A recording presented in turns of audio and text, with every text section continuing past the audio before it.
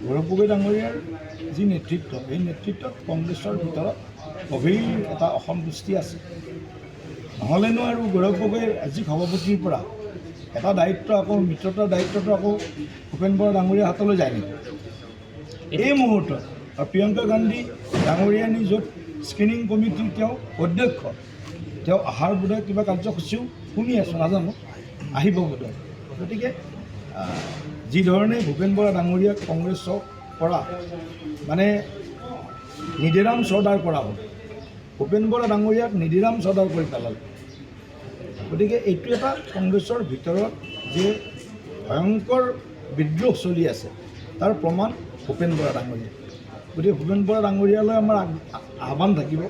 গতিকে তেখেতে যিখিনি তেখেতৰ মনৰ ভাৱ আছে সেইখিনি কংগ্ৰেছ নেতৃত্বৰ সন্মুখত ব্যক্ত কৰক, মানে একেবাৰে কি বুলি কয় স্পষ্টভাৱে।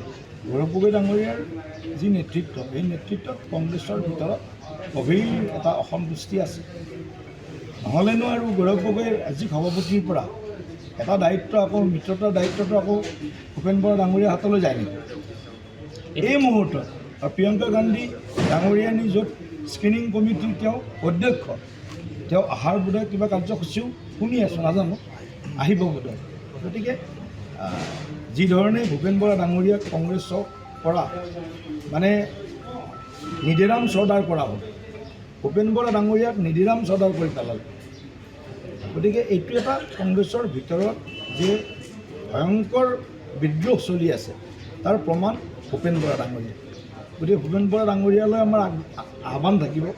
গতিকে তেখেতে যিখিনি তেখেতৰ মনৰ ভাৱ আছে সেইখিনি কংগ্ৰেছ নেতৃত্বৰ সন্মুখত ব্যক্ত কৰক, মানে একেবাৰে কি বুলি কয় স্পষ্টভাৱে। গৌৰৱ গগৈ ডাঙৰীয়াৰ যি নেতৃত্ব, এই নেতৃত্বত কংগ্ৰেছৰ ভিতৰত গভীৰ এটা অসন্তুষ্টি আছে। নহ'লেনো আৰু গৌৰৱ গগৈৰ আজি সভাপতিৰ পৰা এটা দায়িত্ব আকৌ মিত্ৰতাৰ দায়িত্বটো আকৌ ভূপেন বৰা ডাঙৰীয়াৰ হাতলৈ যায় নেকি? এই মুহূৰ্তত প্ৰিয়ংকা গান্ধী ডাঙৰীয়ানী য'ত স্ক্ৰিনিং কমিটিৰ তেওঁ অধ্যক্ষ, তেওঁ অহাৰ বোধহয় কিবা কাৰ্যসূচীও শুনি আছোঁ, নাজানো, আহিব বোধহয়।